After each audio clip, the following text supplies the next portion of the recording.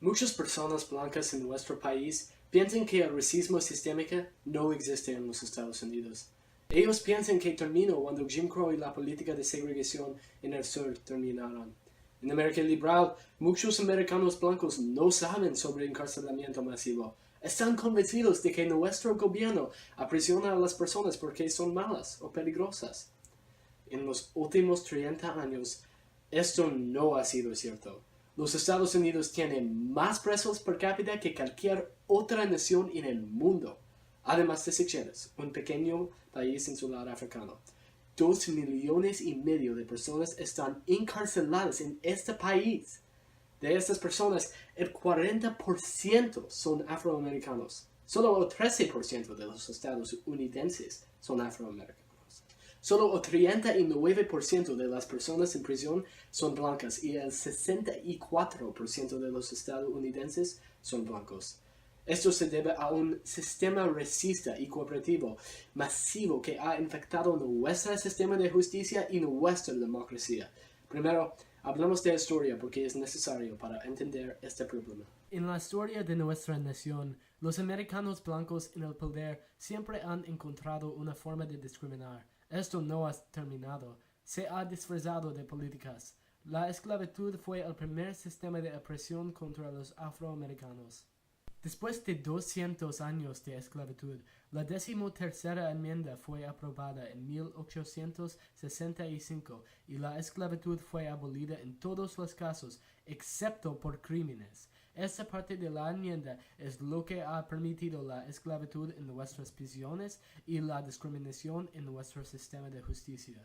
Después de la esclavitud, hubo 15 años durante los cuales el racismo se hizo menos común y el Congreso adoptó las enmiendas 14ª y 15ª que dieron todos los derechos de voto. Sin embargo, este periodo de progreso terminó cuando Jim Crow comenzó en el sur. Pronto los afroamericanos se convirtieron en víctimas de violaciones de derechos de voto, pobreza y segregación en muchas áreas del país. Después de Jim Crow terminó durante el movimiento de los derechos civiles, hubo un periodo similar de progreso de 1964 a 1980. Sin embargo, durante los años de 1980, la administración de Reagan comenzó la guerra contra las drogas.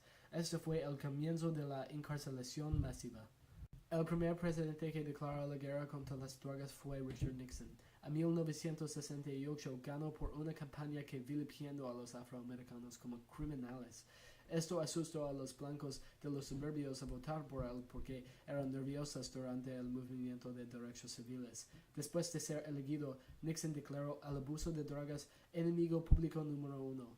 Pero el presidente Nixon nunca implementó la guerra contra las drogas a través de las políticas. America's public enemy number one in the United States is drug abuse. In order to fight and defeat this enemy, it is necessary to wage a new all-out offensive. Durante los años 70 y 80, las personas blancas del gobierno hablaron de encarcelamiento como una forma de continuar el racismo.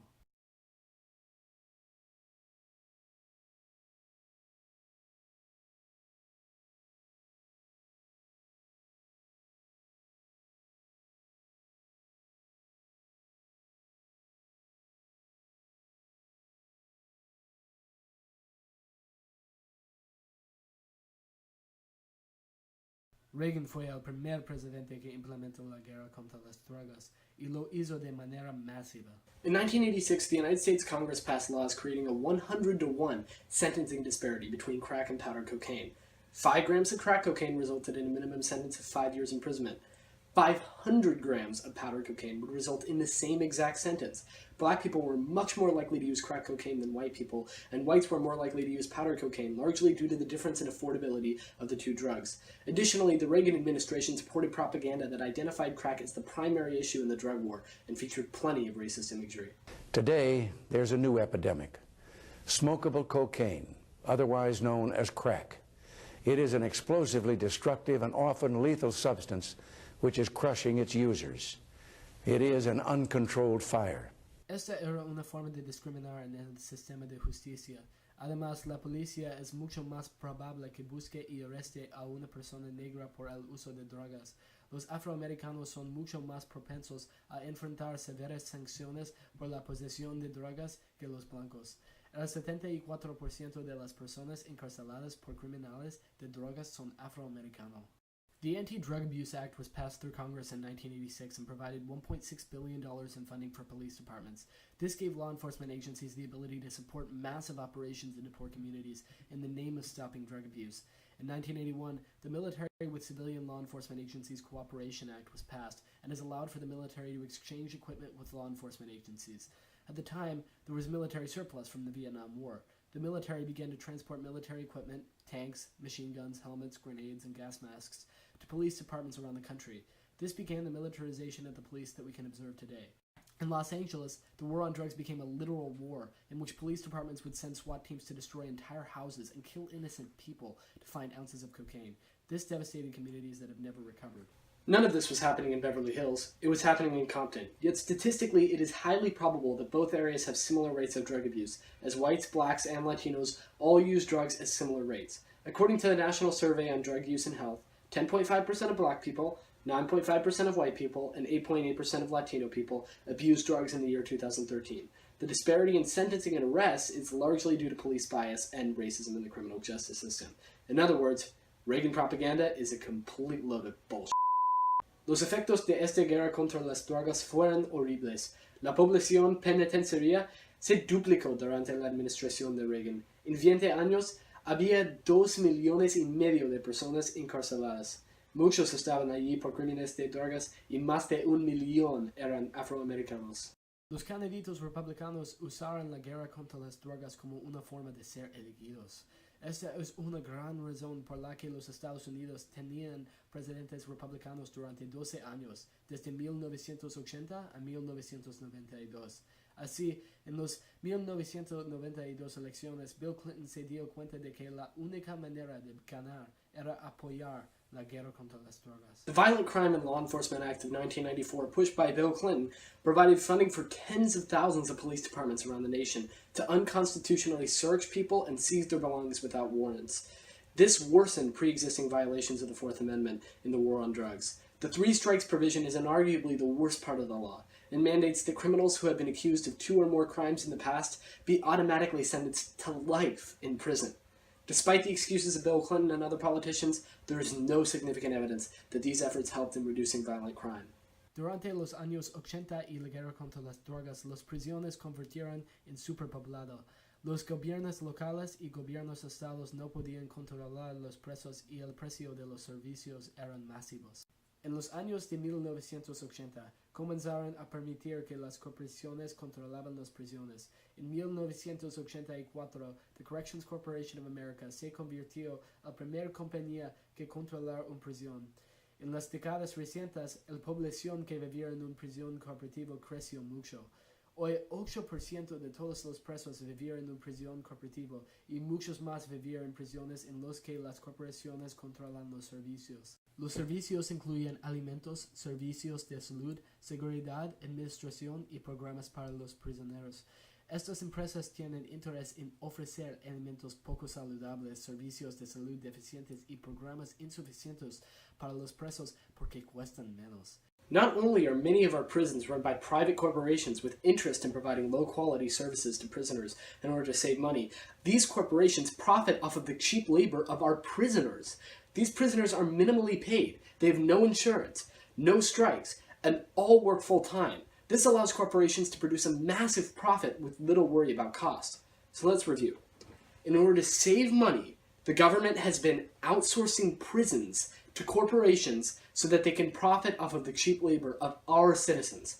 Now let's not forget that a widely disproportionate number of these prisoners are African American due to the bias and unfair sentencing in our criminal justice system. Now does this remind you of anything?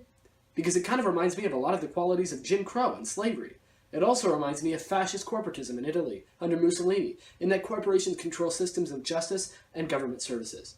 In fact, many civil rights scholars would agree with that analysis. Michelle Alexander writes brilliantly about how mass incarceration has become a modern form of slavery in her critically acclaimed book, The New Jim Crow. But wait, there's more. Many of the corporations you buy from are profiting off of prison labor right now.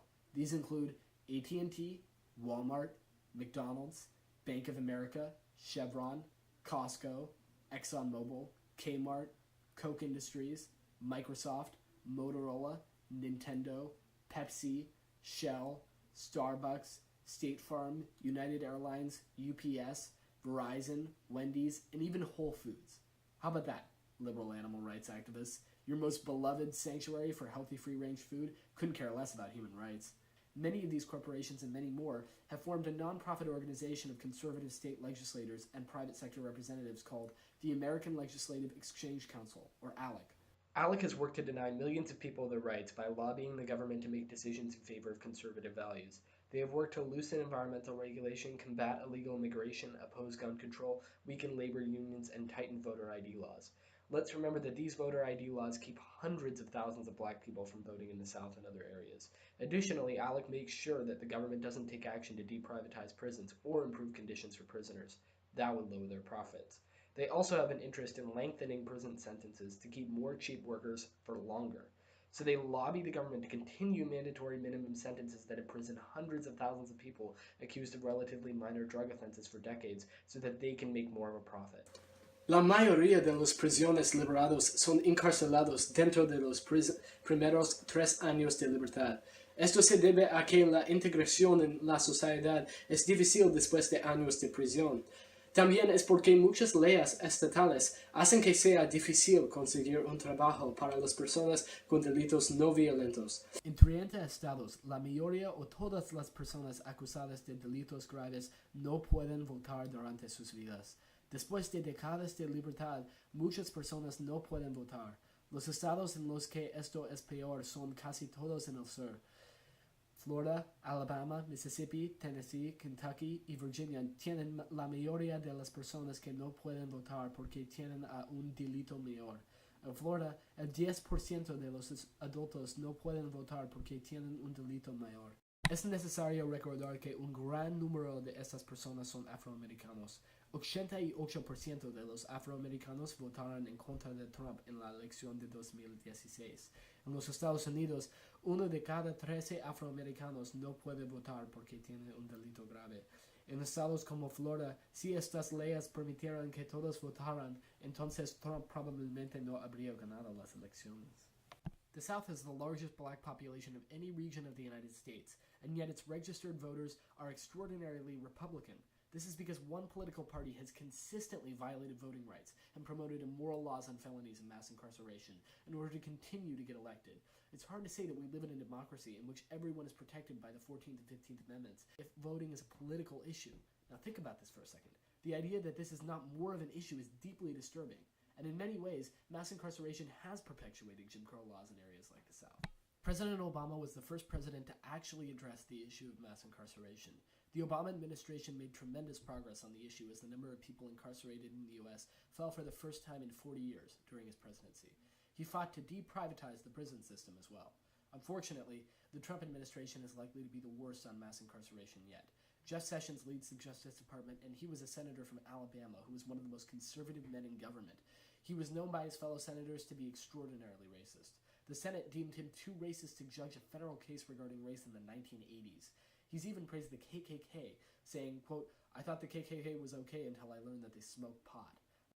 What may be more disturbing is the level of ignorance about this issue. Now, personally, I've talked to a lot of white and Asian students here at Albany High School who are completely unaware of the issue.